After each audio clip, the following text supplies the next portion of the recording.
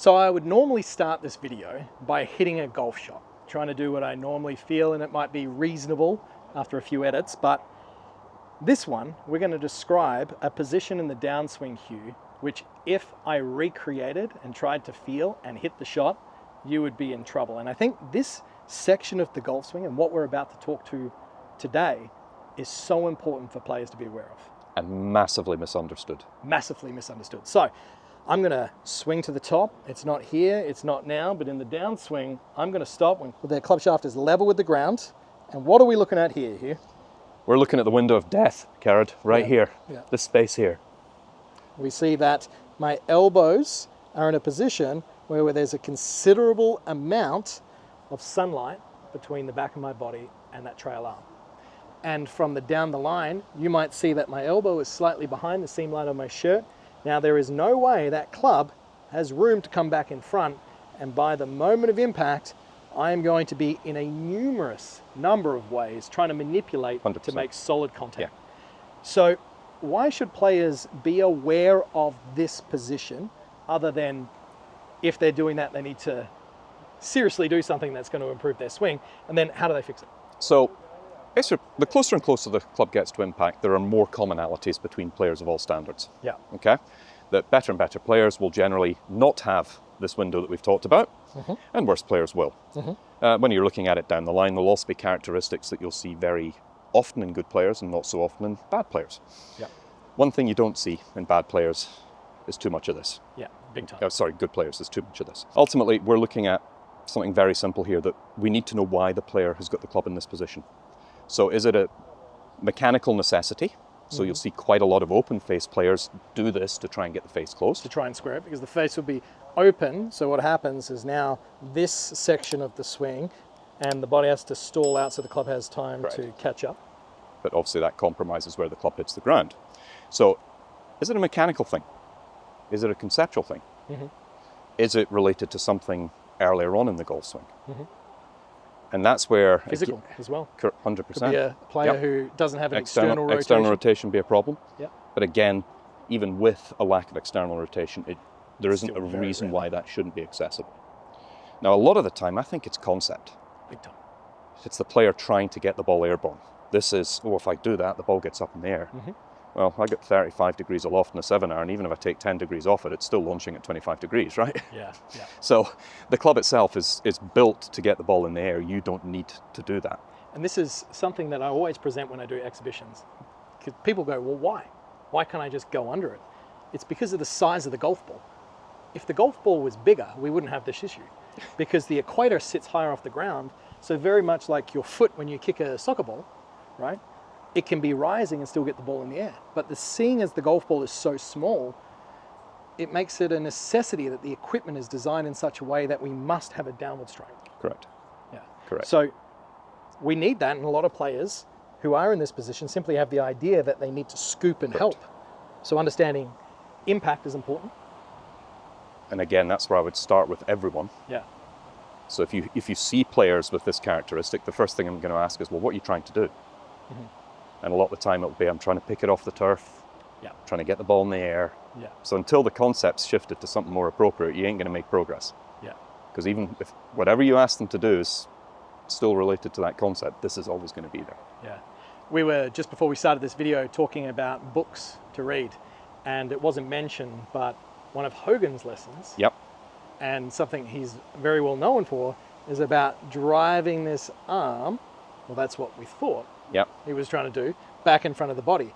And to be honest, most players, Hugh, without this discussion, would see this arm, and their very first port of call would be to do the old Hogan trick and drag it back in. But we just did a great video on shallowing the club, which you need to go and watch, where that would only actually throw the handle even further away from the body and the face to open even more. So is there a drill that you know of to develop a feel of how that golf club should be by that section of the swing? There's a multitude of causes, but is there a drill that players could work on at home just to get an awareness of it? 100% there is. But we're going to start by exploring what needs to happen and why. Yeah. Okay? So I think we could refer to this as throw, right? So that's a kind of throw force, right? Now, Another concept that may be a problem here is that to generate speed. Problem is, if we're going to generate speed here, we do need a throw force, 100%. But the best way to get an effective throw force is to have an effective pull force preceding that. So we look at cracking a whip. The harder you pull before you throw, the quicker the tip end goes. Okay, that's all we're trying to do here. So understanding that if you look at the best ball strikers who generate the most speed, they are pulling the heck out of it here. They are squeezing the heck out of the golf club here. Club players, gripping it soft, lots of throw. Okay, so this pull force is really, really important. How do we get the player to feel that? Well, basically I try lots of drills, and I've done this with golf clubs unsuccessfully because I've had players break them. But split hand grip, and basically getting the player to get the hands down as quickly as possible and stop the head. Just like that. Now, I think if you were to do the same with an aim stick instead of a golf club, so holding an aim stick, you then get the audible, okay? Correct. Now, if you look at where your hands are now relative to your midline, not only are they closer to the midline here, they're lower. So we're always talking about the window of disappointment from this perspective.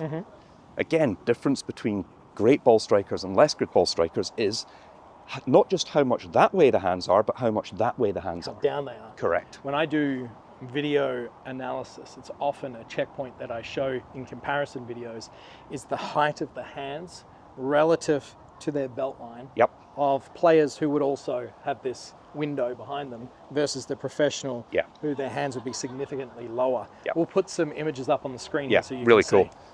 I use it, basically I'll draw, if I'm looking at the player, I'll draw a little dot around their glove hand at shaft parallel on the way back, and then I'll draw the same dot at shaft parallel on the way down.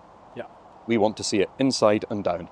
What I'll do, Hugh, is I'll just hit two shots. One will be very slow, maybe jump back a little bit here, of me getting this behind, and we'll do that exact dot that you said, right? So we'll start from the same setup position. Ball one will be the throw.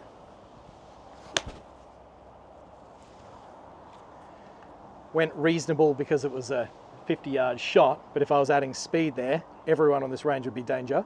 The second one... Apart from the ones in front of you. Exactly. Now we'll see that that dot will be more in front. So you can see from the flight as well. And the noise and the power. And there really wasn't much difference at all between the speed, and it took way more effort, and it felt like my body was significantly more involved to compensate in that first swing than it did in the second. And the distance is triple the amount for the second one. Grab yourself a camera. From the setup, what I want you to do is draw a dot on your hands, and what we want to see is as you get down into this downswing position where the club shaft is level with the ground, I want you to take note of exactly where that glove is. You can see the logo of my Cobra glove here is kind of more so in front of my back leg. If you start to see it move way behind, grab yourself an alignment stick, get a golf club, turn it upside down, split grip, just as what Hugh was describing then, and really get the feeling of doing that move. You'll find automatically your arms and the golf club will begin to unload underneath your body, and it'll help you hit better golf shots. Thanks for watching this video. YouTube thinks that you would benefit from watching this one next.